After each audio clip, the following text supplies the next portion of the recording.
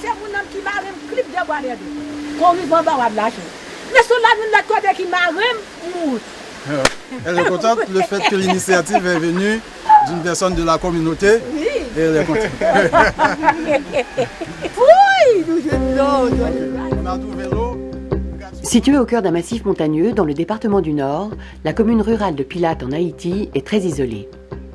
La population vit essentiellement de petites plantations vivrières et d'un peu de culture de café et de cacao. Dans la section communale de Margaux, une rivière arrose le bas de la vallée et passe dans les villages. Encore récemment, en l'absence de toute infrastructure d'eau potable et d'assainissement, c'est sur ces rives que les familles s'approvisionnaient en eau pour leur alimentation, pour la lessive, la toilette, mais aussi pour l'évacuation des déchets.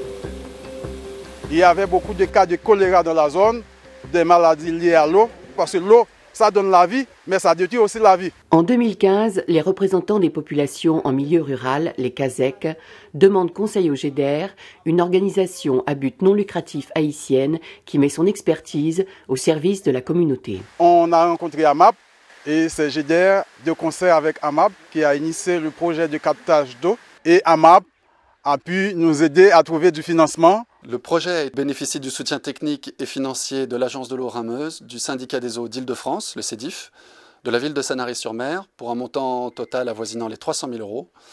Nous avons commencé par mettre en place un comité local de gestion et procéder à des élections.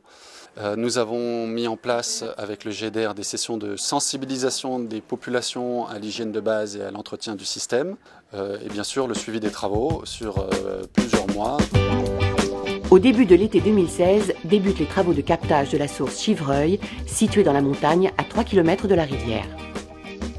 AMAP Humanitaire envoie sur place, dans le cadre d'un stage, un ingénieur militaire de l'ENSIM.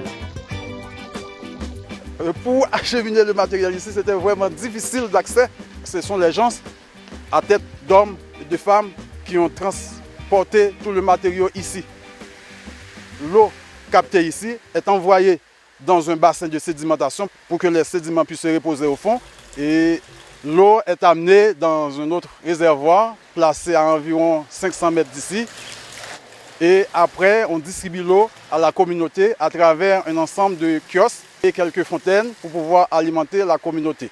Parallèlement, 50 latrines familiales sont creusées afin de préserver le cours de la rivière et d'éviter les contaminations. Printemps 2018. AMAP Humanitaire et le GEDER transmettent le flambeau au comité régional élu, le CAEPA. Donc la visite d'aujourd'hui consiste à effectuer ce qu'on appelle la levée des réserves afin de valider en bonne et due forme que le cahier des charges a été respecté et que donc nous pouvons remettre au CAEPA un trousseau de clés afin d'officialiser une sorte de passation entre GEDER, AMAP et les villageois quant à la gestion et la maintenance du réseau qui désormais leur appartient en totalité. Nous sommes chargés pour l'entretien des kiosques. Les habitants se mettent d'accord avec nous pour payer l'eau potable. Nous réclamons 750 gouttes pour le branchement et 100 gouttes pour le mois. Et ceux qui prennent de l'eau dans le kiosque, 35 gouttes par mois. Un vannier payé par la collectivité est chargé de l'entretien. Le CAEPA est chargé du recouvrement du prix de l'eau auprès de la population. En période d'étiage, une grille d'horaire régit les différents points d'eau. Aujourd'hui, les cas de choléra ont diminué à Margaux. Les villageois ont pris conscience de l'importance de la qualité de l'eau potable et de leurs conditions d'hygiène. Moi, merci nous toute population. Elle est contente, elle souhaite avoir d'autres projets.